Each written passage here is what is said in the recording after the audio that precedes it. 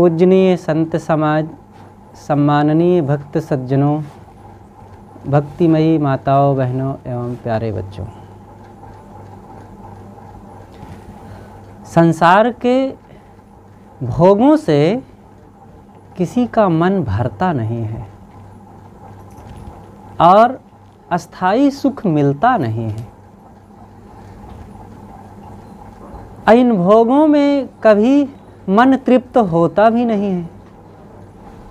तो क्या करें? प्रयास किया जाए, शायद कभी न कभी, आज नहीं तो कल, कल नहीं तो परसों, सुख शायद मिल ही जाए। मिल पाएगा? ऐसी कोई आशा है? नहीं हो पाएगा। देखो कितना बढ़िया सद्गुरु ने कहा है, नहीं आशा पूरी यहाँ, नहीं जीवन इकरार, नहीं यस अवसर मिलन को ताते करहु विचार। यहाँ घर से, धन से, बाल बच्चों से, रुपए पैसे से, शब्द स्पर्श रूप रस गंध से, इन विषयों से सुख की आशा पूरी नहीं होती है। जितना चाहो उससे ज़्यादा कम लगता है, जितना मिलता है उससे ज़्यादा छूट जाता है। अधूरा अधूरा में तो ज़िंदगी बीतती जा रही है। बचपन में लगता था कि अभी तो छोटे हैं हम, पढ़ेंगे लिखेंगे तब ज़रूर सुख मिल जाएगा। पढ़ाई लिखाई भी शुरू किए तो लगा कि अरे यहाँ तो अभी सब आधा अधूरा है।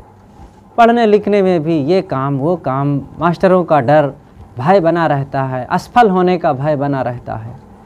जब बड़े होंगे, शादी विवाह हो जाएगी, नौकरी चाकरी लग जाएगी, तब सुख मिल जाएगा। वो भी हो जाता है, लेकिन देखते हैं कि अभी 2 हाथ की दूरी बनी है सुख से। बाल बच्चे हो गए, सब हो गया, फिर सोचते हैं कि जब सारी जिम्मेदारियों से छुट्टी पा जाएंगे, नौकरी से भी निवृत्त हो जाएंगे, तब सुख मिल जाएगा। तब भी देखते हैं कि सुख नहीं मिला। अब अंतिम में बुढ़ापा आ जाता है और वही बुढ़ापा में कमज़ोर होते होते शरीर घिस जाता है और मन में वैसे ही अभी सुख की इच्छा बनी हुई है और सुख के दर्शन नहीं हुए। इसलिए सुख की इच्छा को त्याग करो। त्याग से ही त्याग का बल बढ़ सकेगा, जो करे शुरुआत वह ही चढ़ सकेगा। भोगों को भोगने की इच्छा रख करके आप कभी भी सुखी नहीं हो सकते। सुखों से आपका मन भरेगा नहीं कभी। उसको त्यागो। निर्वाह और इच्छा, ये 2 बातें हैं। निर्वाह की, ज़रूरत की चीज़ें पूरी हो जाती है, लेकिन इच्छाओं की कभी पूर्ति होती है? आपको ज़रूरत क्या है? थोड़ा सा भोजन, थोड़ा सा कपड़ा, थोड़ा सा रहने की जगह और भी कुछ ज़रूरत की खास थोड़ी मोड़ी और चीज़ें हैं, और वो सब पूरी हो जाएंगी मेहनत करते रहेंगे तो। और रही बात इच्छा की, आप जैसे गांव में रहने वाले सामान्य हम जैसे लोगों की बात क्या कहें। बड़े बड़े टाटा, अंबानी, बिड़ला और डालमिया जैसे लोग भी अपनी इच्छाओं को पूरी नहीं कर सकते हैं, क्योंकि 1 मिनट में आप उतनी इच्छाएं कर सकते हैं कि जितना आप पूरी ज़िंदगी लगा करके भी उसको पूरा नहीं कर पाएंगे। इसलिए इच्छाओं को पूरा करने के लिए मत दौड़ो। इच्छाएं कभी पूरी होती ही नहीं है। एक महात्मा जी थे, महात्मा जी की कुटिया में एक चूहा रहता था। तो महात्मा जी ने देखा कि ये जीव है, यहाँ रहता है, तो कभी कुछ खाने के लिए दे दें, कभी रोटी दे दें, भात दे दें, उधर फेंक दें, वो खाता रहे। एक दिन की बात, गांव से एक बिल्ली आ गई। तो बिल्ली ने जाना कि यहाँ चूहा रहते हैं, तो अब उसकी ताक में रहने लगी। एक दिन की बात, चूहा को देखी और दौड़ाई, तो चूहा दौड़ करके बिल में घुस गया। फिर समय से निकला तो महात्मा जी से कहता है, महाराज ये तो एक आफत आ गई मेरे लिए, और ये बिल्ली आकर के मुझे अब जीने नहीं दे रही है। आप मुझे ऐसा करें कि बिल्ली बना दीजिए, तो बिल्ली का भय नहीं रह जाएगा। कहा ठीक है भाई, चल तुझे मैं बिल्ली बना देते हैं। तो चूहा को बिल्ली बना दिए। अब बिल्ली को बिल्ली से कोई भय नहीं, अब वो भी खाती पीती रहती, म्याऊं म्याऊं करती महाराज जी के आसपास। एक दिन गांव से एक कुत्ता आ गया और बिल्ली को दौड़ाया जोर से, तो बिल्ली भाग करके जाकर ऊपर चढ़ गई। तो कुत्ता के जाने के बाद जब बिल्ली उतरी तो महात्मा जी से कहती है कि महाराज जी, ये एक नई आफत आ गई, कुत्ता, आप मुझे कुत्ता बना दीजिए तो मुझे कोई डर ना रहा है, सुखी हो जाऊंगी। कहा ठीक है भाई, चल तुझे कुत्ता बना देते हैं। तो कुत्ता बना दिए। अब कुत्ता दरवाजे पर बैठा रहता, कोई आता तो भौंक देता और खाता पीता घूमता रहता। एक दिन जंगल से एक हाथी निकला और उधर से जब गुजरा तो कुत्ते ने देखा कि मस्त हाथी, इतना विशाल, और उसकी चाल भी बड़ी अद्भुत थी, बड़े से पैर, बड़ा सा सूंड। देख करके कुत्ता बहुत प्रभावित हुआ। उसने सोचा कि अगर मैं हाथी बन जाता तो मुझे किसी का भय ना रहता। महात्मा से आकर के कुत्ता कहता है, महाराज आप अगर मुझे हाथी बना देते तो किसी का भय ना रह जाता। महात्मा ने कहा कि ठीक है भाई, चल तू हाथी बन जा। हाथी बन गया। हाथी अब मस्त होकर के घूम रहा था आसपास। एक दिन राजा उधर से निकला।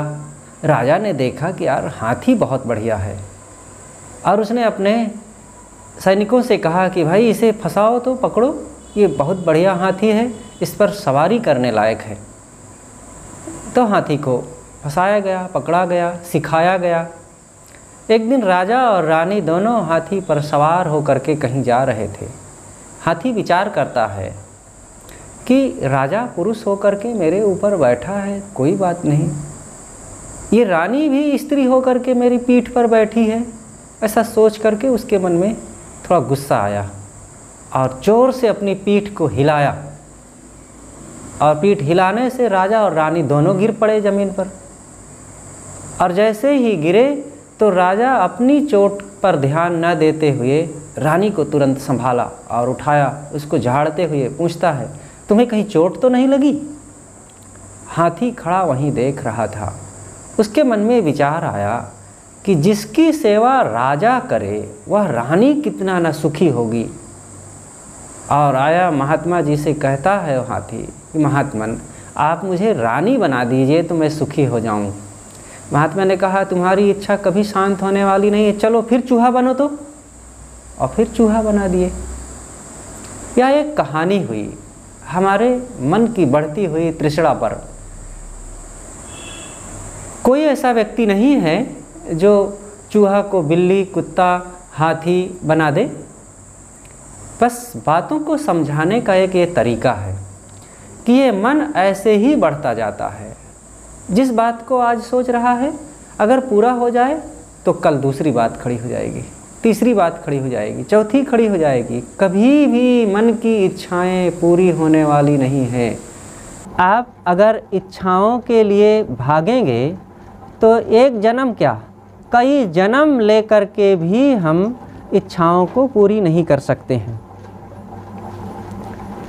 तो साहब कहते हैं कि नहीं आशा पूरी यहाँ, आशाएं कभी पूरी नहीं होती हैं।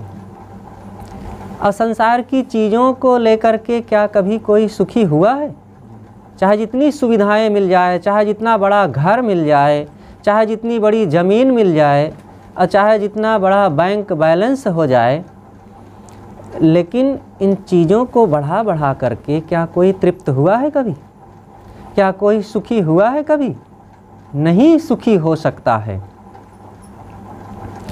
संसार के भोगों से कभी भी हमारा मन तृप्त नहीं होगा। इसलिए पहले से अपने मन को इन चीज़ों और इच्छाओं के पीछे ना दौड़ करके हमें ज्ञान और भक्ति में मन को लगाना चाहिए। क्योंकि सद्गुणों से, संत गुरुजनों की सेवा उपासना से ही हमारा मन तृप्त होगा। और जो भक्ति भजन में अपने मन को ना लगा करके केवल चीज़ों के लिए दौड़ेगा तो वो कभी सुखी हो ही नहीं सकता है। इसलिए दुनियादारी में अपने मन को ज़्यादा ना लगा करके भजन और भक्ति में लगाना चाहिए। चीज़ों को बढ़ा बढ़ा करके क्या कभी कोई तृप्त हुआ है? तृप्त नहीं हो सकता है। दो भाई थे, आपस में बड़े प्रेम से रह रहे थे। बड़ा भाई बड़ा सदाचारी, बड़ा नेक इंसान था, और छोटा वो पान भी खाता, शराब भी पीता। अब जिसके जीवन में गंदी आदतें आ जाएंगी, उसको भला धन की पूर्ति कब होगी? सेवक सुख चाहे मान भिखारी, व्यसनी धन शुभगति व्यभिचारी। हर प्रकार का दुर्व्यसन, ये सब के कारण धन की कमी लगी रहती थी।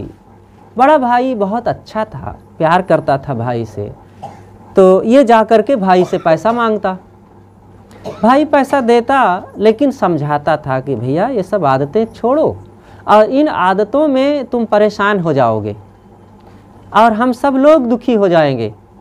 इसलिए शराब या बीड़ी, सिगरेट, तंबाकू आदि सब छोड़िए। लेकिन कौन आज तक ऐसा हुआ है जो इन दुर्व्यसनों में फंसा और फिर छोड़ दिया हो? कोई बिरला होता है जो पूर्व जन्मों का संस्कारी और वर्तमान में सत्संग के प्रभाव में आया और वो छोड़ दिया हो। नहीं तो ये वन वे का रास्ता है, इसमें जाया जा सकता है और फिर लौटा नहीं जाता। कोई भी व्यक्ति जुआड़ी हुआ हो, शराबी हुआ हो, व्यभिचारी हुआ हो, बदलता नहीं है। तो एक दिन की बात, वो बड़े भाई के पास गया, पैसा मांगा। बड़े भाई के पास पैसा था नहीं। उन्होंने कहा कि पैसे तो मिल नहीं पाएंगे, पैसा है नहीं। अब ऐसे लोग बहुत जल्दी क्रोध में आ जाते हैं, ईर्षा भी उत्पन्न हो जाती है। ईर्षावश जब पैसा नहीं मिला तो बड़े भाई के 4 बरस के बच्चे को वो गया और उसका गला मरोड़ करके कुएं में फेंक दिया। अब वो मर गया। खोज खाज हुई तो कुएं में पता चला, निकाला गया। बड़े भाई को सब समाचार मिल गया कि कौन इसको इस तरीके से किया है। पुलिस आई तो बड़े भाई ने पुलिस से कह दिया कि किसी की गलती नहीं है, ये बच्चा कुएं के पास खेल रहा था और पैर फिसल गया है, गिर गया है। और फिर ले गए, अंत्येष्टि किए। अंत्येष्टि करने के बाद नदी में जल प्रवाह किए। छोटा भाई भी था, तो बड़े भाई की साधुता पर छोटा भाई अब एकदम पिघल गया और बड़े भाई के पैरों को पकड़ करके फूट फूट करके रोने लगा और कहा, भैया मुझसे बहुत बड़ी भूल हो गई। बड़े भाई ने कहा कि कोई बात नहीं भैया, अगर प्रारब्ध में होगा तो बेटा तो फिर मिल जाएगा, लेकिन भाई फिर नहीं मिलेगा। और अभी भी तुम फायदे में हो, हम सब फायदे में हैं, अगर तुम अपनी उन समस्त गंदी आदतों को छोड़ दो तो, और अपनी उन तमाम बुरे कर्मों की गंदी आदतों की आग में वो जलने लगा। और उसके प्रायश्चित में फिर उसने अपने आप को बदला और पूरी तरह से अपने जीवन को बदल डाला और उसका जीवन सुखी हो गया और दोनों भाई फिर प्रेम से रहने लगे। देखो, जब उन्होंने अपने जीवन को बदला तब सुखी हो गए, और जब तक दुर्व्यसनों में डूबे थे, गंदी आदतों में डूबा था, वो खुद जल रहा था, धन बर्बाद कर रहा था, स्वास्थ्य भी बिगड़ रहा था, परिवार में कलह हो रहा था और दुख चारों तरफ फैल रहा था। तो ये सांसारिक चीज़ों से सुख कभी मिलता नहीं है। इसलिए सबको ये भ्रम निकाल देना चाहिए मन से कि यहाँ दुर्व्यसन में या लड़ाई झगड़े में, क्रोध काम में, मोह आसक्ति में हम पड़ करके कभी अपने आप को तृप्त कर लेंगे। कोई भला तृप्त हुआ है? तृप्त हो ही नहीं सकता है। इसलिए इन गंदी आदतों में पड़ करके कभी इसमें तृप्त होने की आशा ना करें। शमशान में कभी नो एंट्री का बोर्ड लगा है? चाहे जितने मुर्दे आवें, सब के लिए वहाँ पर एंट्री हो जाती है।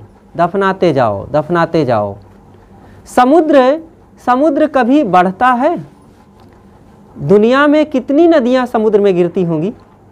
हमारे भारत से ही कई 100 नदियाँ समुद्र में जाती हैं, और पूरी पृथ्वी से समस्त नदियाँ समुद्र में जाती हैं, और समुद्र में कभी नो एंट्री होता है या बाढ़ आती है?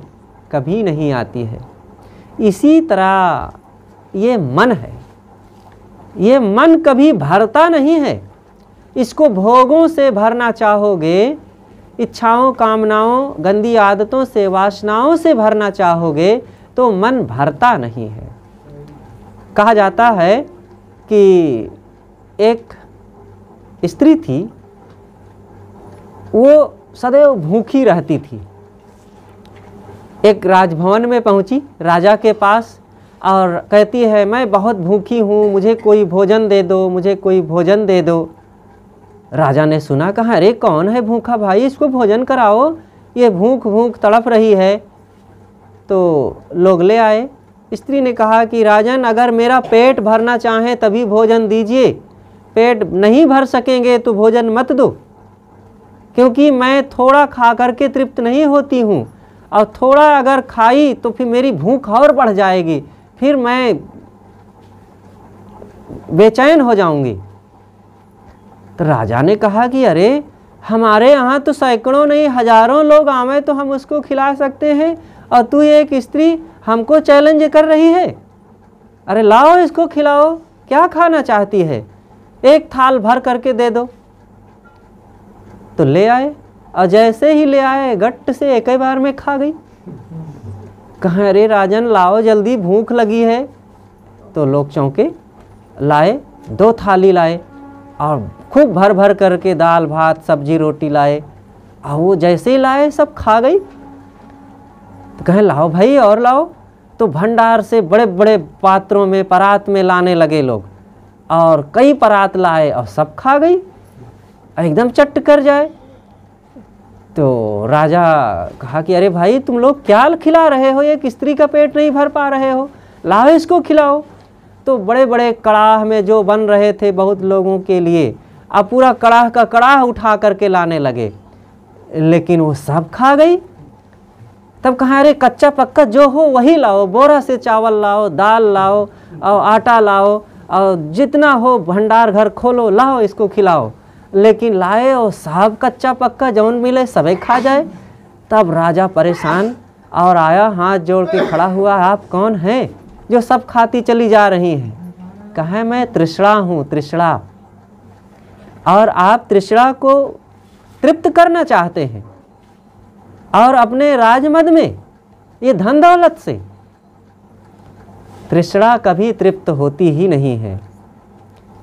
वो तृष्णा नाम की कोई स्त्री नहीं है, सबके अंदर तृष्णा है, और इस तृष्णा को इन भोग पदार्थों से हम कभी तृप्त कर पाएंगे?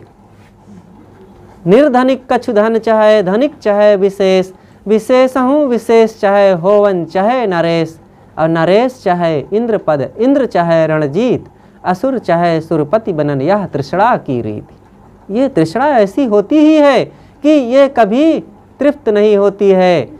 जो थोड़े से धन वाले हैं, जिसके पास 10-5 हज़ार रुपये है, उससे अगर हम पूछें कि भाई हम आपका सहयोग करना चाहते हैं, कितना चाहते हो, तो कहेगा कि अगर 25,000 रुपये हमें मिल जाता तो हमारा थोड़ा सा कुछ कारोबार चल जाता, छोटी सी कोई दुकान कर लेते और काम चल जाता। और जब उसके पास दुकान हो गई, थोड़ा सा एक गुमटी लगा करके बैठ गया, अब उससे हम पूछें तो कहेगा कि 1-2 लाख रुपए अगर मिल जाए तो हम थोड़ी सी एक बड़ी दुकान खोल लें। और कहीं दुकान पर वो बैठ गया, बढ़िया सजा लिया, अब पूछें कितना चाहिए तो कहेगा कि 10-15 लाख मिल जाता तो हम थोड़ा सा एक व्यापार चमका लेते। कहीं मन रुकेगा कि नहीं उसका? बढ़ता जाएगा, बढ़ता जाएगा। इसीलिए साहब कहते हैं नहीं आशा पूरी यहाँ, आशाएं पूरी नहीं होती हैं, इसलिए इनको बीच में ही रोको। आशा की जंजीर में लटका हुआ व्यक्ति बीच में ही मरता है। वो ना ऊपर रहता है ना नीचे, ना इधर का होता है ना उधर का, ना माया में तृप्त होता है और ना भजन कर पाता है। किसी एक तरफ रहो, भजन करना ही सुखदायी है। एक गांव में दो लोग रहते थे, एक धोबी और एक नट। तो यहाँ पर दोनों के गधों की चर्चा होगी। दोनों एक एक गधा पाल रखे थे, धोबी भी और नट भी। तो धोबी तो अपने गधे पर रोज कपड़ा लादता, तालाब के किनारे जाता, दिन भर कपड़ा धोता सुखाता वहीं, और शाम को गट्ठर बांध करके सूखे कपड़ों की गधे पर लाद करके अपने घर आता। और नट क्या करता था, अपना बांस और डेरा नामा कुछ ले करके गधे पर लाद करके गांव-गांव घूमता और अपना बेटा को, अपनी बेटी को, पत्नी को भी साथ में ले करके गांव-गांव में जाता और खेल दिखाता था। और ऐसा करते करते बहुत दिन बीत गए। 4-6 महीने के बाद जब फिर नट आया गांव, तो नट का गधा और धोबी के गधे दोनों मिले तो आपस में नमस्ते प्रणाम कुछ किए। तो धोबी का गधा कहता है कि मित्र, आप तो बहुत दुबले पतले हो गए हैं। तो नट का गधा कहता है कि क्या करूं, मेरा मालिक मेरे ऊपर बांस और सारा सामान खेल दिखाने का लाद करके यहाँ से वहाँ, एक गांव से दूसरे गांव घूमता रहता है, और ऐसा करने में मुझे खाने पीने का कोई अवसर ही नहीं मिलता है। तो अब दुबला नहीं होऊंगा तो क्या करूंगा।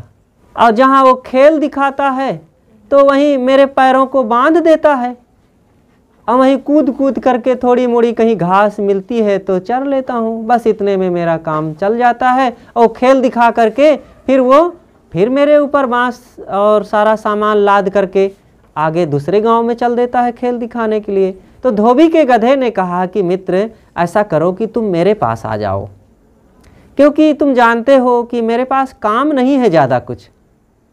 अब मेरा मालिक मेरे पीठ पर लाद देता है और मैं जाता हूँ, कपड़ा सूखा तालाब के किनारे गिरा देता हूँ, दिन भर वो धोता है और सुखाता है, और मैं तालाब के किनारे की हरी हरी घास दिन भर चरता हूँ, और शाम को गट्ठर ला करके घर में गिरा देता हूँ और मस्त अपने कमरे में सोता हूँ, और सुबह यही काम। तुम भी मेरे पास आ जाओ, बहुत आनंद है यहाँ। तो नट का गधा कहता है कि आ तो जाऊँ लेकिन नहीं आऊँगा, एक लंबे सुख की आशा है वहाँ। कहें कौन से सुख की आशा है। कहें जब मेरा मालिक खेल दिखाने के लिए चलता है और जब किसी गांव में पहुंचा, 2 बांस गाड़ करके रस्सियां बांध करके और उसमें खेल दिखाता है, तो उसमें अपनी जवान लड़की को नचाता है। अब मैं वहीं पास में रहता हूँ, तो वो कहता है कि देख रे, बांस में नाच तो रही है, और संभल के नाचना और उस पर चलना, अब कहीं गिर गई तो तेरी शादी मैं इसी गधे से करूँगा। तो सोचता हूँ ये कभी ना कभी हरामजादी तो गिरेगी, और जब गिरेगी तो ज़रूर मेरी शादी उससे हो जाएगी। तो धोबी का गधा कहता है, अरे भोले, वो अभ्यस्त लड़की है, वो रोज़ बांस पर नाचती है, रस्सी पर चलती है, वो गिरे उरेगी नहीं। अब गिर भी जाएगी तो तेरे से शादी थोड़े होगी, वो तो लोगों का मनोरंजन करने के लिए ऐसे कहता है। अब देखो, उस गधे को सुख की आशा लगी है, उस सुख की आशा में वो लटका हुआ है भूखे प्यासे। ऐसे हम सब लोगों को भी सुख की आशा लगी है। शायद अब बाल बच्चों से सुख मिल जाएगा, बच्चे बड़े हो जाएंगे तब सुख मिल जाएगा, शायद अब धन बढ़ जाएगा तो सुख मिल जाएगा, घर नहीं है घर बनवा लें तो सुख मिल जाएगा, और नौकरी लग जाए तो शायद सुख मिल जाए, रिटायर्ड हो जाएंगे तो शायद अब सुख मिल जाएगा, और सब बाल बच्चों से निवृत्त हो जाएं, घर गृहस्थी खेती से, तब सुख। ये करते करते करते जिंदगी बीती जा रही है, सुख की कोई बात ही नहीं। सुख नहीं मिलेगा। सुख है आत्म विचार में। चिंतन करो, भजन करो, सत्संग करो। जो सत्संग में जाएंगे और अपने मन को पवित्र करेंगे और इच्छाओं कामनाओं का त्याग करके अपने मन तथा इंद्रियों को स्वश करेंगे, आत्मज्ञान में जीवन को लगाएंगे, तब आप सुखी होंगे। अली पतंग गज मेन मृग, इनके एक ही आँच, उनकी कागति होई है जिनके पीछे 5। कहने वाला कहता है अली, अली माने भंवरा होता है। भंवरा के और पतिंगा के, हाथी के, मछली के और मृग के पीछे एक एक ही दुश्मन है, एक एक ही घातक शत्रु हैं। और हम मनुष्यों के तो 5-5 पीछे लगे हुए हैं, तब भला हम कैसे सुखी होंगे। भंवरा मारा जाता है फूल की सुगंध में लुभा करके। आप लोग जानते होंगे कमल का फूल सुबह जब सूरज उगता है तो फूल भी खिलना शुरू हो जाता है, और शाम को जैसे ही सूर्य अस्त होने लगता है और वह फूल भी संपुट होने लगता है, बंद होने लगता है। तो एक भंवरा था, दिन भर सरोवर में जा कर के फूलों की बाश लेता रहा, और शाम हो गई, और जब शाम हो गई तो फूल संपुट हो गए, बंद हो गया। वो भंवरा चाहता तो फूल से निकल आता, काट देता फूल को, क्योंकि कठोर लकड़ी को भंवरा काट देता है। आप लोगों ने देखा होगा, भंवरा लकड़ी को भी काट करके वहाँ घर बना लेता है, तो फूल को काटने में कौन सी प्रॉब्लम।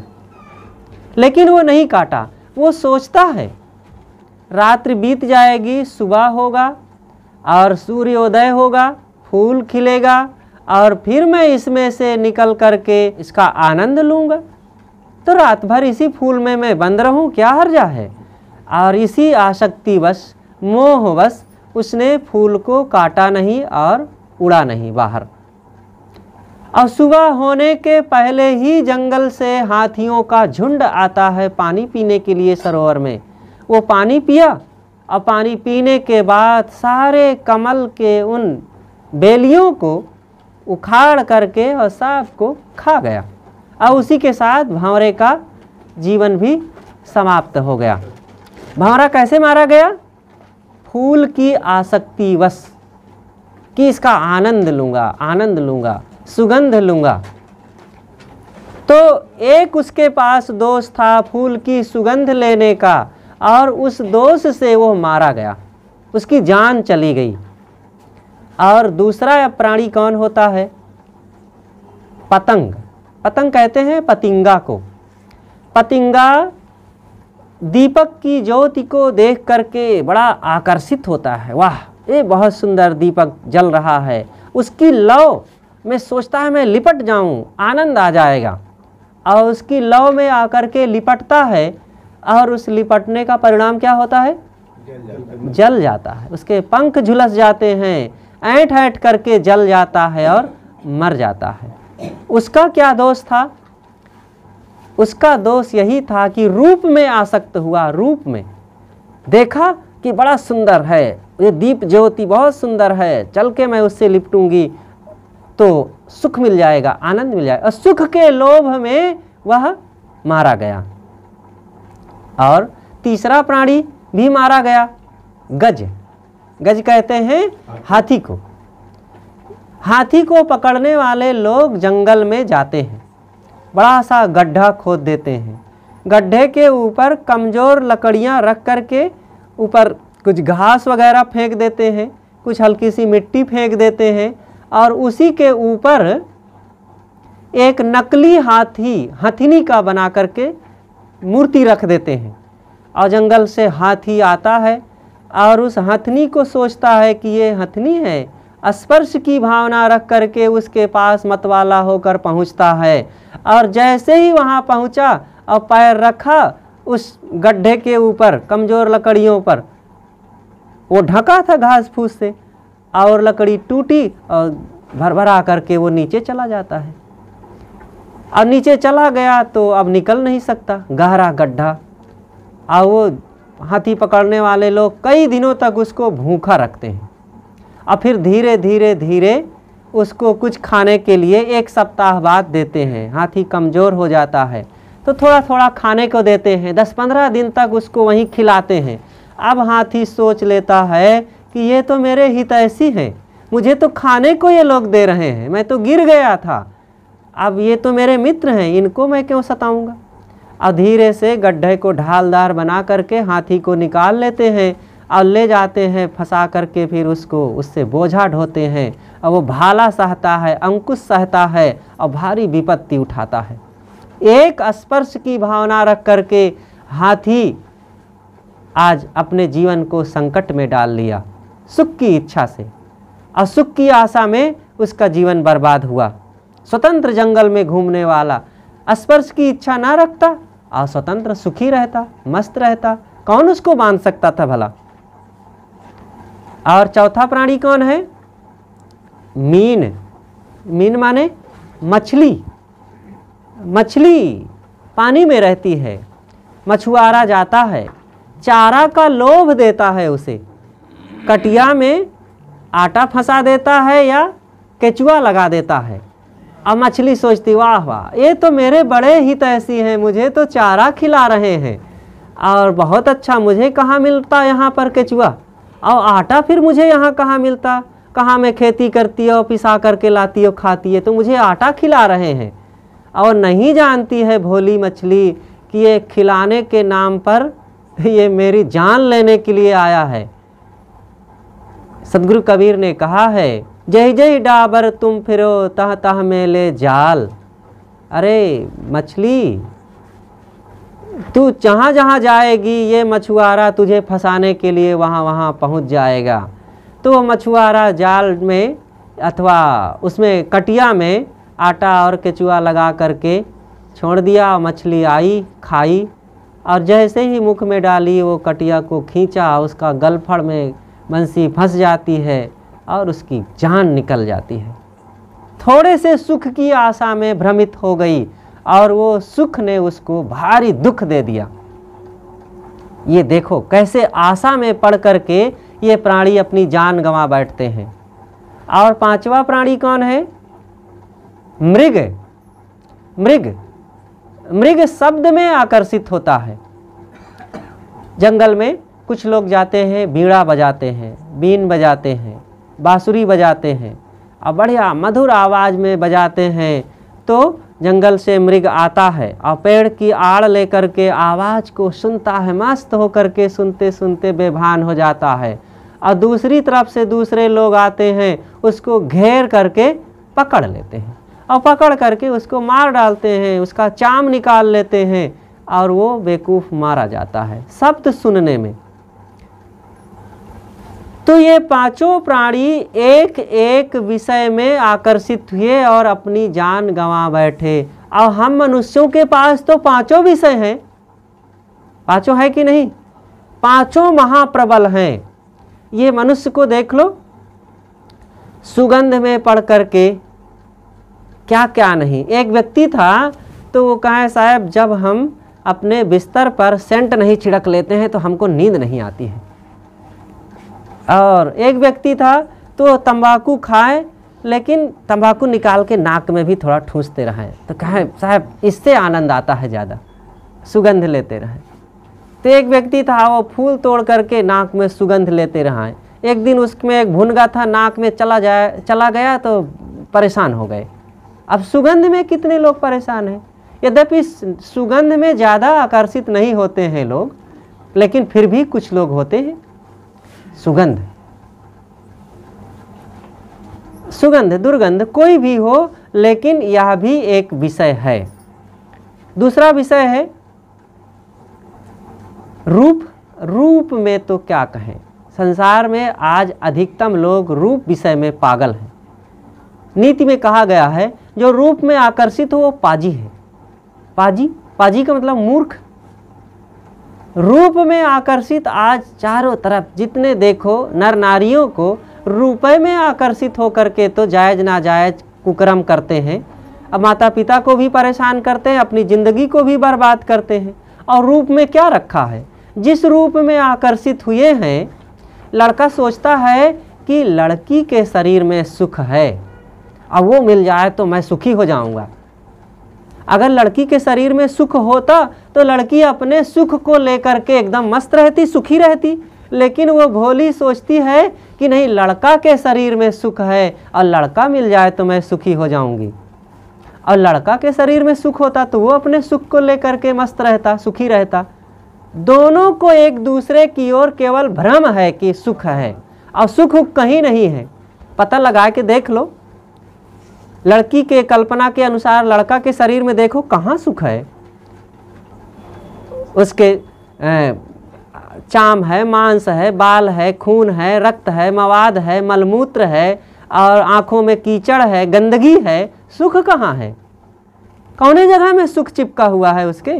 देखो ना पता लगा करके। और इसी प्रकार लड़की के शरीर में देख लो, लड़के लोग जो आकर्षित हैं कि लड़की के शरीर में सुख है, तो कहाँ है? बाल में सुख है। जिस लड़की के बाल को देख करके लड़के लोग बड़े मतवाले हो जाते हैं, वो एक बाल जब भोजन में गिर जाता है तो कितने पुरुष लोग स्त्रियों को डांटते हैं और कटु कुठार कह डालते हैं। कहाँ सुख है? चाम में सुख है। और वही चाम में खरोच लग जाए तो रक्त निकल आता है, मवाद बहने लगता है। सुख कहाँ चला गया? अरे सुख केवल भ्रम है। सुख कहीं होता तो शायद सुखी हो गए होते, और बाहर से सुख की आशा करना कितना भ्रम है। इसी प्रकार रस में लोग मानते हैं कि बढ़िया बढ़िया खाने को मिल जाएगा तब सुख मिल जाएगा। चाहे जितना पूड़ी लड्डू मिल जाए, चाहे जितना अच्छी अच्छी सोहारी मिल जाए, तो क्या कोई तृप्त हो जाएगा? और खा खा करके लोग अपने पेट को खराब कर डालते हैं, रोगी बन जाते हैं। कोई तृप्त हुआ है खा खा करके? कोई सुखी नहीं होने वाला है।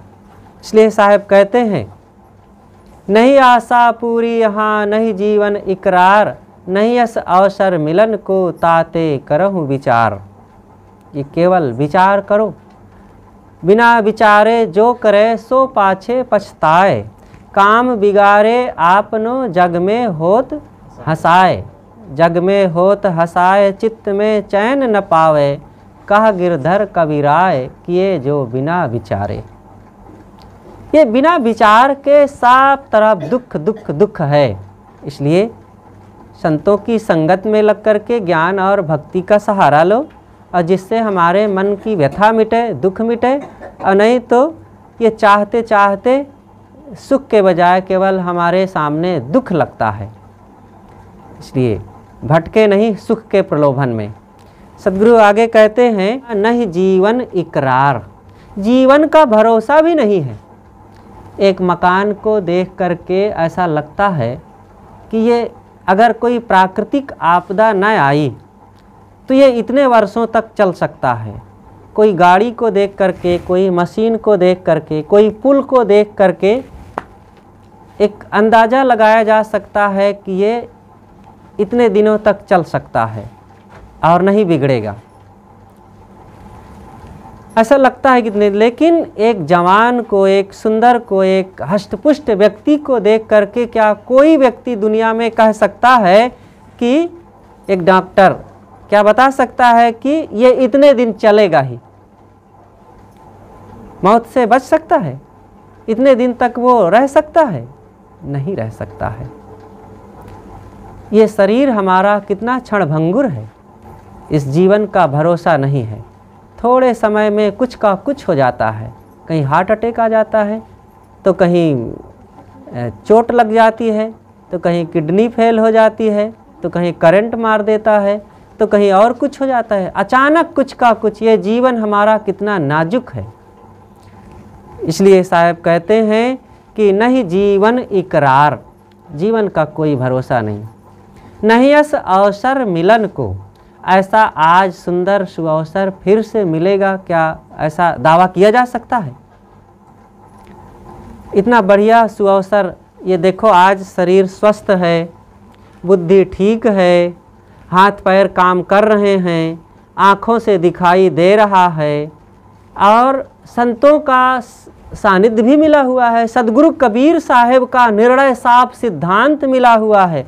सोचो हम कहीं ऐसे ज्ञानियों महापुरुषों संतों के संगत में ना होते तो कहीं गंगा यमुना नहा करके पाप काटने के ही सनक में भागते रहते, तो कहीं देवी देवता भूत बैताल पूजते होते, तो कहीं अभुआते सुसुआते होते, तो कहीं मुर्गा शराब चढ़ाते होते देवी देवता की चौरी चौरा में, तो कहीं हम खुदे अंडा मांस खा खा करके शराब पी पी करके अपनी दुर्गति करते होते। है सौभाग्य की नहीं? अपने इस जीवन के सौभाग्य को खुद पहचाने, और नहीं पहचानेंगे तो जिंदगी तो एक धारा की तरह बीती जा रही, जैसे नदी का पानी निरंतर बहता जा रहा और कोई चाहे तो उसी प्रवाहित पानी में से पानी भर लावे और अपना घर बना ले, अपना बर्तन मांज ले, कपड़ा धो ले, स्नान कर ले, पी ले, और नहीं तो क्या है, पानी तो बह ही जाएगा। हम नहीं पिएंगे, नहीं लाभ लेंगे तो न लें, नदी का क्या दोष होगा? जिंदगी ऐसे बीती जा रही है, इसको कोई रोक सकता है भला?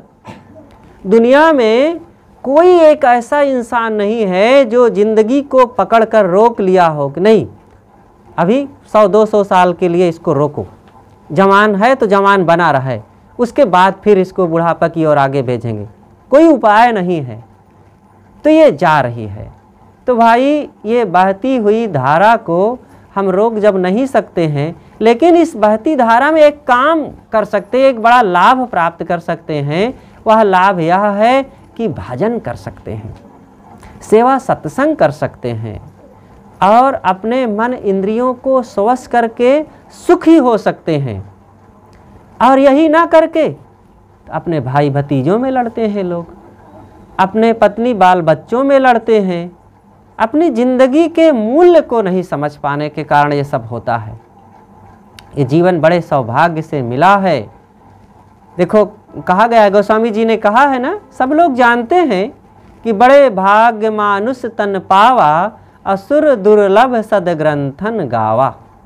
बड़े भाग्य से मनुष्य शरीर मिलता है और इस मानव जीवन को पाने के लिए इसकी प्रशंसा में देवता लोग भी कहते हैं बड़ा दुर्लभ है, हमें भी मनुष्य शरीर मिल जाता तो हम भी संतों की संगत में बैठ करके अपना उद्धार करते, अपना कल्याण करते, सुधार करते।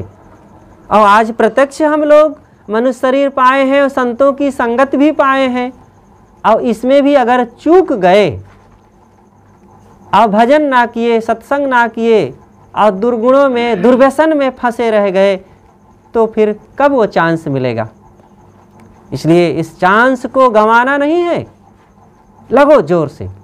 और नहीं तो भटकाने वाले तो चारों तरफ लोग है ये हैं, दाग लगाने वाले साधन सभी और बिखरे हैं, किंतु सद्गुरु के अनुयायी ही केवल निखरे हैं। किंतु सद्गुरु के अनुयायी, जो सद्गुरु और संतों का अनुयायी बना है वही अपने जीवन को सुधार सका है, निखार सका है। एक कहानी आपको मैं कहूँ कि कैसे लोग संतों की संगत से दूर हो करके अपने जीवन को बर्बाद करते हैं। एक जमींदार साहब थे। जमींदार साहब बहुत अच्छे थे। कुछ दिनों के बाद सबकी मौत आती है, उनकी भी मृत्यु हो गई, चले गए। उनका एक ही बेटा था। अब बेटा अब पिता की सारी संपत्ति धन ऐश्वर्य पाया तो उन्मादी हो गया। अक्सर जिनको मुफ्त में धन मिल जाता है उनके जीवन में बड़े दोष दुर्गुण आ जाते हैं, विलासिता आ जाती है। अविलासिता आ जाती है तो फिर विनाश होने में देरी नहीं लगती है। तो उस जमींदार के लड़के के भी जीवन में यही हुआ। उसको कई प्रकार की आदतें थी, शराब भी पीता था, भांग भी खाता था और सिगरेट भी पीता, पान भी खाता, जुआ भी खेलता था। लेकिन सबसे ज़्यादा उसकी आदत थी गांजा पीने की। और ऐसे लोग बड़े परोपकारी होते हैं, अकेले नहीं पीते हैं, बहुत लोगों को पिलाते हैं, सबके साथ मिलजुल करके पीते हैं। तो एक दिन की बात, अपने बरामदे में बैठे कई मित्रों के साथ गांजा पी रहा था। तो गांजा भरा गया और चिलम जब जली तो फिर एक दूसरों के हाथ में चिलम गुजरने लगी, सब लोग फूंक मारने लगे।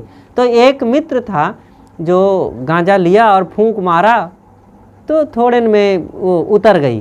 फिर दूसरा भरा गया तो कहता है कि अरे यार मित्र, बड़ी चिलम रखो, ज़्यादा गांजा पड़े, देर तक दम लगे और मज़ा आए, क्या छोटी सी चिलम रखे हो। तब वो जमींदार का लड़का कहता है अपने पूर्व जीवन की याद करके कि मित्र, तुम इस चिलम को छोटी कहते हो? अरे इस गांजा की चिलम ने तो मेरी 500 एकड़ ज़मीन को अपने मुख में समा लिया, क्योंकि बहुत दिन हो गए थे गांजा पीते पीते, और वो अपने पिता द्वारा मिली हुई 500 एकड़ की ज़मीन जो थी सब बेच डाला। जो दुर्व्यसनी होगा उसके जीवन में यही होगा, कोई एक की बात नहीं है, हजारों हजारों की ये दशा हुई है। तो 500 एकड़ ज़मीन बिक गई। उन्होंने कहा कि ये जो सामने एक बहुत बड़ी हवेली है, भव्य बिल्डिंग है, यह भी मेरे पिताजी द्वारा मुझे मिली थी और यह भी इस गांजा के चिलम के मुख से गुजर गई, और मेरे पत्नी के जो जेवरात थे वे भी सब इसी चिलम के मुख से गुजर गए, और मेरी पत्नी भी इसी चिलम के मुख से गुजर गई। जिसके पास धन नहीं रहेगा तो पत्नी रह करके क्या करेगी।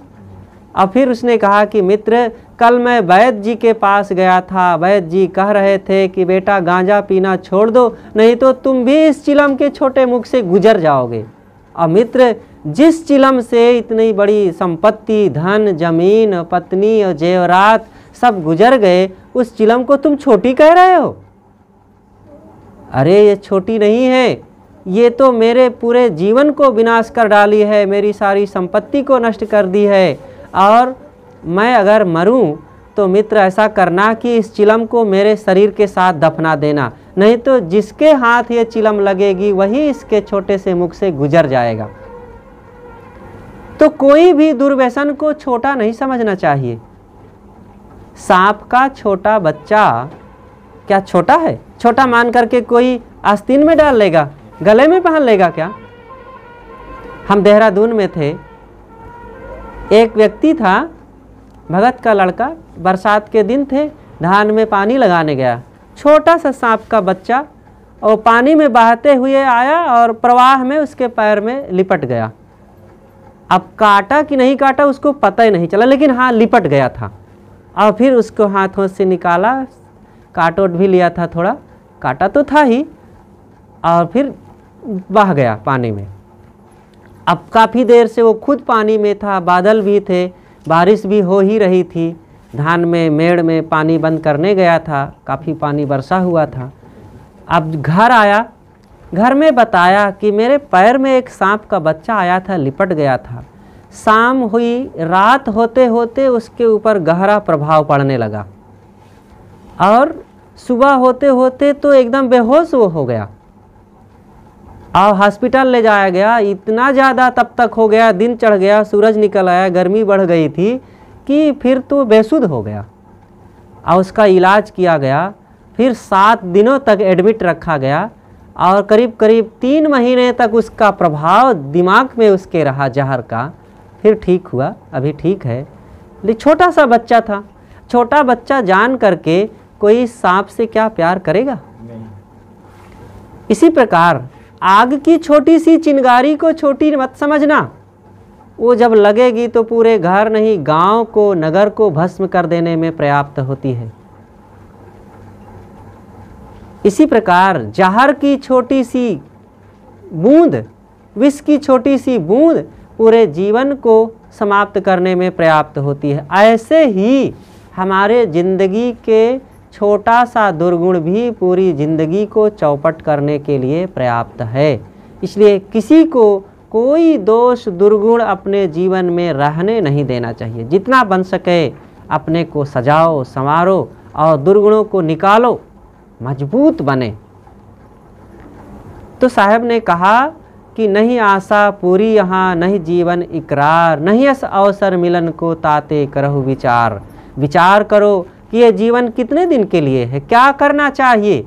यदुपते क्वागता मथुरापुरी, रघुपते क्वागतोत्तर कौशला, इत विचिंत मना कुरु सुस्थिरम नस्दिदम जगदित्तैव धारय। महाराज श्री राम का अयोध्या का, उत्तर कौशल का ऐश्वर्य कहाँ गया? कभी रहे होंगे तो अयोध्या में गहमा गहमी थी, उनका राज प्रसाद था, आज कुछ भी नहीं है। और श्री कृष्ण का मथुरा और द्वारिका का वैभव कहाँ गया? सब समाप्त हो गया। हम लोगों का कितने दिन रहेगा?